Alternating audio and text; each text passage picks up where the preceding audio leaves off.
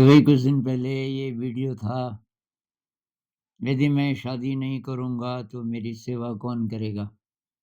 इस पे जो वीडियो बनाया था कि उसको सुन कर के मेरे मन में कुछ प्रश्न आए कि लड़के और लड़कियों की जो कंडीशनिंग है बचपन से, वो अलग-अलग प्रकार से होती है। जो महिलाएँ हैं, वो घर में वो सेवा करती हैं, घर के काम सँभालती हैं, बच्चों की देखभाल करती हैं। तो लड़के ये मान लेते हैं अनजाने में कि घर का काम, खाना बनाना, बच्चों की परवरिश, सेवा करना ये सब स्त्री की ज़िम्मेदारी है। और कई लोग जो बेसिक चीज़ें हैं लड़के, वो सीखते ही नहीं जैसे खाना बनाना इत्यादि। तो फिर शादी के बाद उनकी वही अपेक्षा होती है कि पत्नी मेरी देखभाल करेगी। और अगर कोई ऐसा परिवार हो कि जहाँ लड़कों को भी सिखाया जाता है ये सब, तो उसको अच्छा नहीं माना जाता। जैसे मान लीजिए कि नई-नई शादी हुई, कोई अपनी पत्नी का हाथ बटा रहा है पति, तो उसकी जो माँ है, मतलब लड़की की जो सास है, उसको अच्छा नहीं लगता। तो परिवार में मतलब तनाव उत्पन्न हो सकता है। तो ये भाई साहब कह रहे हैं कि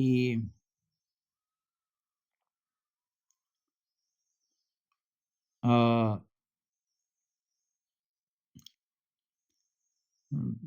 भाई साहब तो नहीं, ये कोई बहन है मेरे ख़्याल से।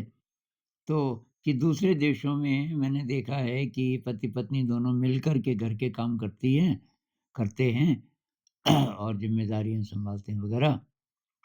और इसको पुरुष के अहंकार के या प्रतिष्ठा के विरुद्ध नहीं माना जाता। तो ये जो असंतुलन है, ये जो कंडीशनिंग है, ये पीढ़ी दर पीढ़ी कैसे चल रही है?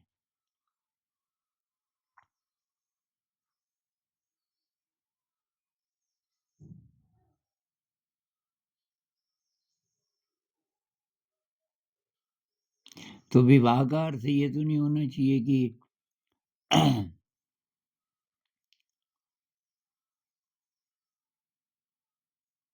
कि लड़की सब कुछ करेगी। उसका मतलब ये होना चाहिए था कि भई दोनों एक-दूसरे की सेवा करें, एक-दूसरे की थकान, भावनाओं और आवश्यकताओं को समझें और बिना अहंकार तथा अधिकार की भावना के जीवन को साझा करें। उन्होंने तो ये चाहिए था।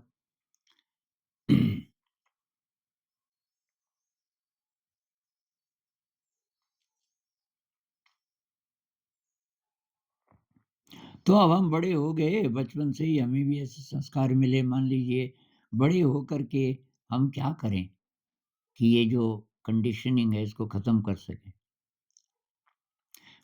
इसमें मुख्य बात ये है, माता-पिता अपने बच्चों को बचपन से ऐसे कौन से संस्कार दें, जिससे भविष्य में पति-पत्नी का संबंध अधिकार और अपेक्षाओं की बजाय प्रेम, सहयोग, समानता और पारस्परिक सेवा पर आधारित हो।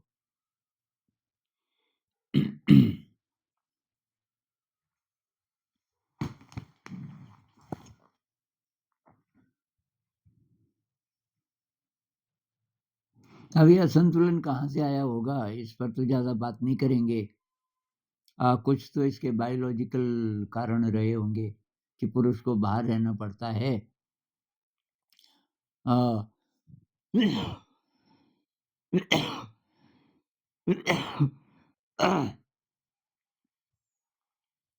अब अगर इतिहास सही है कि भई पहले हम हंटर गैदरर थे, तो जंगली जानवरों से रक्षा करना और बहुत बार जंगली जानवर को मारना शिकार के लिए और ये कृषि शुरू होने से पहले की बात है और भोजन लाना इत्यादि, इत्यादि। इसमें पुरुष ज़्यादा बलशाली था दूसरी बात स्त्री अब उसकी ज़िम्मेदारी बच्चा जो बायोलॉजिकली बच्चा पैदा करना तो उसी का है रोल और फिर उसकी देखभाल, तो बच्चे को लेकर के तो वो जा नहीं सकती कहीं, तो इसलिए वो घर पे ही रहा करती थी। उस समय ऐसी ज़रूरत रही होगी कि ये साइकोलॉजिकल नहीं है, कंडीशनिंग नहीं है बल्कि ज़रूरत है इसकी। उसी तरीके से जॉब में पुरुष ज़्यादातर जॉब में जाता है बाहर कहीं, तो घर का काम स्त्री करेगी और वो कभी-कभी छुट्टी आएगा, तो स्त्री भी चाहेगी कि मैं ही करूँ ये सारे काम। लेकिन बहुत बार पुरुष कुछ नहीं कर रहा। मैंने इस गाँव में देखा कि अब खेती का काम उसमें जो जो ज़्यादा ताकत का काम है जैसे हल लगाना, तो 5-7 दिन हल लगाया तो वो पुरुष करेगा। लेकिन बाकी जो काम है मेंटेनेंस का, निराई है, गुड़ाई है, खाद डालना खेत में और फिर घर के सारे काम करना, इस सब में पुरुष कुछ नहीं करता था। अब पुरुष लोग बैठे हुए हैं, चौपड़ चल रही है, ताश चल रहे हैं दिन के समय में और जो स्त्री है उसने खाना बनाया, उसने बर्तन साफ किए, आराम का समय नहीं है, अभी थोड़ी देर में फिर जाएगी कहीं घास काटने और वगैरह-वगैरह सारे दिन वो लगभग बिज़ी रहती रहती थी महिलाएँ। और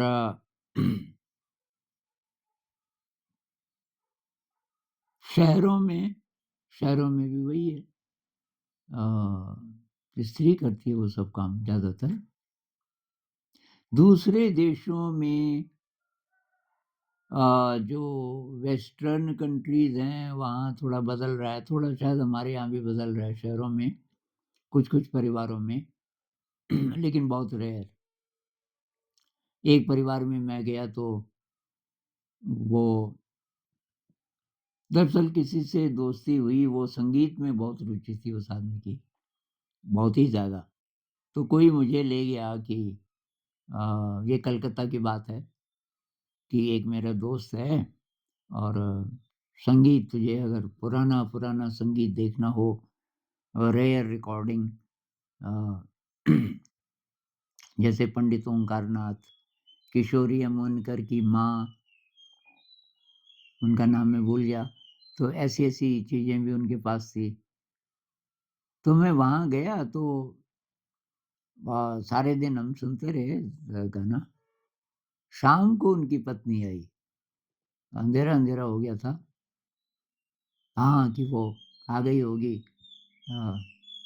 उसका भी मैं नाम भूल गया। तो ख़ैर वो अंदर आई, तो सीधे कहने लगा कि वो आपकी साड़ी मैंने धो दी थी और वो ये और वो और सारा काम। अब बैठो, तुम मुँह वग़ैरह धो लो, मैं चाय बनाता हूँ।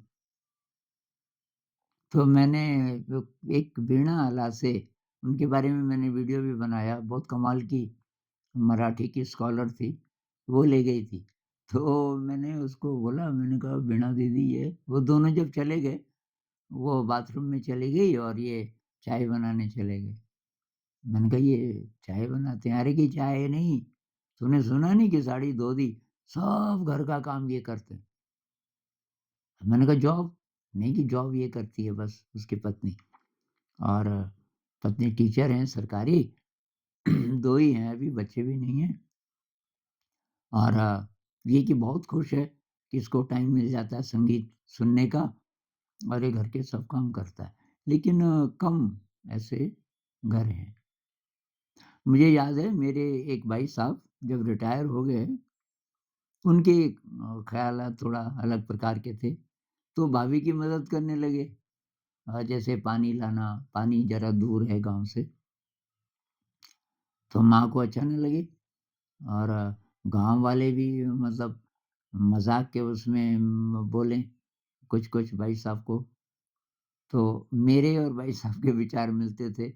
मैं तो अभी छोटा था, तो वो कह रहे थे कि देख यार मैं इसकी मदद कर रहा हूँ, तो मैंने कहा वो तो होना ही है, लोगों की प्रतिक्रिया तो ऐसे ही रहने वाली है।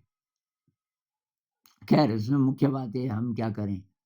अब अगली पीढ़ी को हम क्या ट्रांसफ़र करने वाले हैं? अब जितने लोग सुन रहे हैं, जो शादीशुदा हैं, जिनके घर में बच्चे हैं, आप अपने बच्चों में कैसे संस्कार डालना चाहते हैं?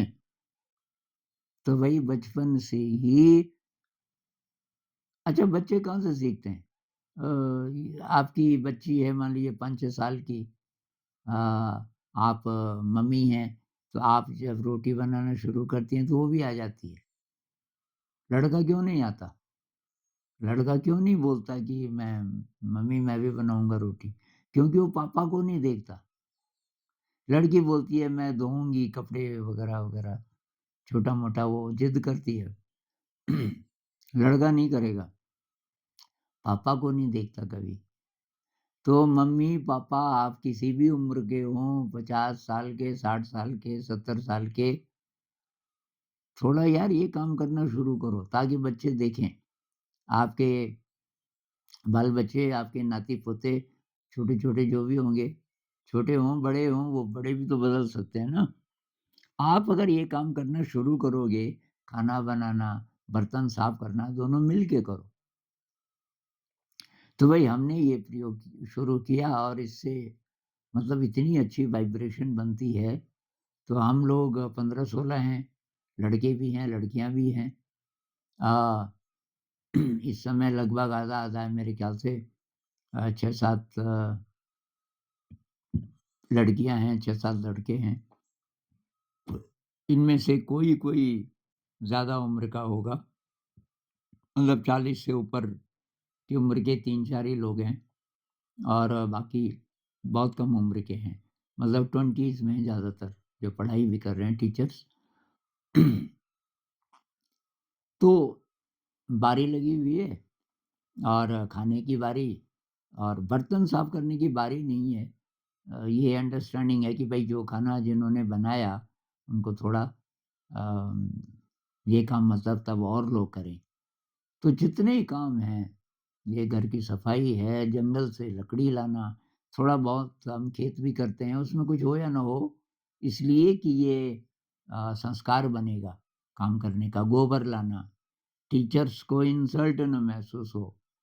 ये भी है ना, मैं तो टीचर हूँ, मैं हाथ के काम क्यों करूँ? हमने कहा टीचर से पहले तुम इंसान हो भई और खाना खाते हो, खाना खाते हो तो इसमें उगाने में क्या शर्म है? अब उगाना है तो उसकी खुराक तो उसका भोजन तो वही है ये जो भी प्लांट्स हैं। तो ख़ैर हर काम हर एक करता है और मतलब सम्मानित महसूस करता है। ऐसा नहीं कि अ, मैं लड़का हूँ, तो यहाँ हमारे जितने लड़के हैं एक से एक कुक। अब आजकल तो यूट्यूब भी है, तो अपनी बारी में अगर छुट्टी भी है उस दिन, तो थोड़ा ज़्यादा टाइम भी लग सकता है बनाने में, तो देखते हैं क्या बन सकता है और नई-नई चीज़ें ट्राई करते हैं। ब्रेड बनाते हैं घर में क्योंकि वो भी थोड़ा नई चीज़ है, ब्रेड हम खरीदते ही रहते हैं। अब ब्रेड जब-जब आता था तो मैंने कहा भई बेकरी का ब्रेड मैं तो नहीं खाऊँगा। तो लेकिन इच्छा तो मेरी बहुत है घर में बनाओ। तो हमारे यहाँ कुछ लोगों को वो भी आ गया ब्रेड, बहुत शानदार ब्रेड अ, गेहूँ के आटे का और फिर इस तरीके की और चीज़ें इडली नहीं आता था कुछ साल पहले किसी को भी, तो उसके लिए वो बर्तन लाए जिसमें बनाते हैं ना वो अलग-सा होता है। अच्छा, ये सांभर काफ़ी पहले से बनता था, डोसा, ये जितनी चीज़ें हैं साउथ के जबकि नहीं है हमारे साथ एक बॉम्बे के हैं लेकिन ये सब नए सिरे से सीखना पड़ा और मज़ा आता है सबको। तो इसमें क्रिएटिविटी भी है। उसी तरह बर्तन साफ करना फिर हमारी अप्रोच है यार इसको मेडिटेशन बनाओ, डिश वॉशिंग मेडिटेशन। तो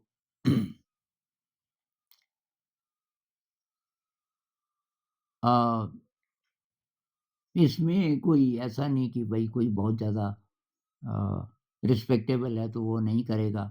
अब 3-3 बार मैं भी बर्तन धोता हूँ, क्योंकि डॉक्टर ने मुझे बोला बाकी लोग 2 ही टाइम खाते हैं, बीच में मतलब कुछ बनाते हैं शॉर्टकट में, लेकिन उस समय बर्तन वगैरह नहीं करते साफ।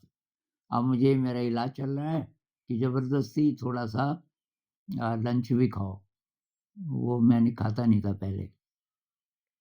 आप खाओ तो फिर मतलब पकाना पड़ेगा, उस समय सब लोग स्कूल गए होते हैं। तो मैं होता हूँ और मेरे साथ ये जो प्रिंसिपल साहब हैं हमारे, वो भी थोड़ा बुज़ुर्ग हैं, वो उस समय खाली होते हैं। तो वो बोलते हैं पका तो मैं दूँगा ज़्यादातर, वो भी नहीं होते तब मैं खुद ही पकाता हूँ। तो वो जिस बर्तन पे आपने खाना बनाया, और आजकल लकड़ी में बनता है, गैस यहाँ मिलती नहीं, गैस बहुत मुश्किल से मिलती है, तो उसको हम बचा के रखते हैं भई, जैसे जल्दी कोई चीज़ बनानी हो तो आग जलाने में तो टाइम लगता है। तो वो गैस में बन सकती है, जैसे चाय बनानी हो, और नहीं तो अब वो जो काला बर्तन है कुकर, एक छोटा कुकर है मेरे पास, तो 3 बार तो मैं उसको साफ करता हूँ। तो मैं तो उसको ध्यान बनाता हूँ, वो काफ़ी पहले से मेरा है डिश वॉशिंग मेडिटेशन। कपड़े धोना नहीं लगता मुझे अच्छा, कपड़े मेरे और लोग बोलते हैं, भई हम अपने कपड़े धो रहे हैं, आपका है कुछ? कुछ होता है तो मैं उनको दे देता हूँ। पता नहीं क्यों? मुझे अननेसेसरी लगता है कपड़ा। अब गंदे तो यहाँ होते नहीं ख़ास,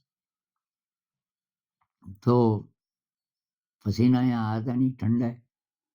तो मैंने कहा फालतू में क्यों धोने हैं कपड़े? पर फिर भी तब और लोग बोलते हैं कि ये आपकी शर्ट धो देते हैं, थोड़ा गंदी दिख रही है वग़ैरह-वग़ैरह। तो ये हम अपने घरों में कर सकते हैं, और ये बड़ों से शुरुआत करनी पड़ेगी। मैं हर चीज़ में यही बोलता हूँ, पढ़ाई-लिखाई में भी। अब खुद तो आप पढ़ाई-लिखाई अगर करते नहीं हैं, बच्चों को बोल रहे हो कि ये करो, वो पढ़ो। नहीं, आप नज़र आने चाहिए कुछ अध्ययन करते हुए। काहे के लिए सीखी आपने भाषा, जब आप कुछ कर ही नहीं रहे उससे। तो मम्मी-पापा जो-जो चीज़ें करेंगे, व वो बच्चे भी करना चाहते हैं। मैं संगीत कहता हूँ, संगीत ज़िंदगी में बहुत रस ला सकती है। तो मम्मी-पापा अगर संगीत में रुचि लेंगे, कुछ कोई इंस्ट्रूमेंट है, आप कुछ गा रहे हो, रियाज़ कर रहे हो, हारमोनियम बजा रहे हो, तो वो बच्चे भी प्रेरित होंगे। तो उनका ये जो मोबाइल का टाइम कम होगा। अब आप ही मोबाइल पे लगे हुए हैं, क्योंकि खाली टाइम है तो आप भी क्या करोगे? और कोई शौक आपने आपके पास है नहीं। शौक पैदा करो भाई अच्छी चीज़ों का, क्रिएटिविटी लाओ ज़िंदगी में। तो एक तो घर के काम, अब आप मान लीजिए कि 35-40 साल के हैं, तो आपकी पत्नी जो-जो काम करती होंगी, आप भी करो साथ में। और सफाई से लेकर के खाना बनाना, बर्तन साफ करना, जो-जो काम महिला के माने जाते हैं, वो तो ज़रूर करो। तो मुख्य बात ये है, और इसको साधना बनाओ। मतलब अध्यात्म के एंगल से हर चीज़ को आप साधना बना सकते हो, और तब संवेदनशीलता भी बढ़ती है एक-दूसरे का। अब महिला कितना काम करती है सुबह से लेके शाम तक, उसको कितनी थकान होती होगी, वो पुरुष कैसे समझेगा जो कुछ कर ही नहीं रहा उसमें से, कोई भी काम नहीं कर रहा है घर का। अच्छा, महिलाएँ जो जॉब भी करती हैं, बहुत सारी महिलाएँ जो जॉब करती हैं, जितना पुरुष जॉब करके थक के घर आता होगा, तो वो भी जॉब कर रही है, वो भी थक के आती होगी, तब भी घर का काम वही कर रही है। बहुत सारे घरों में आपने देखा होगा कि अब एक तो ये कि चलो वो घर ही पे रहती है, पुरुष अ, ज़रा थक के आया हुआ है, तब भी कितना थक के आया हुआ है, इससे रिलैक्स भी तो होता है। भई हाथ का काम करके, फिज़िकल काम करके रिलैक्सेशन भी मिलता है, अगर आप माइंडफुली करो। तो लेकिन वो भी काम करके आ रही है, तब भी वही कर रही है घर का काम, ये तो ज़्यादती है। अब महिलाओं को भी नहीं चलता पता, क्योंकि उनकी भी कंडीशनिंग है कि ये मेरा ही काम है। उसके अनकॉन्शियस में बैठा हुआ है, ये तो मेरा ही काम है। तो अब मैं ये नहीं कह रहा कि आप विद्रोह करो, महिलाओं को ये बोलना चाहिए कि आज आप करोगे बर्तन साफ, ऐसे ऐसे नहीं।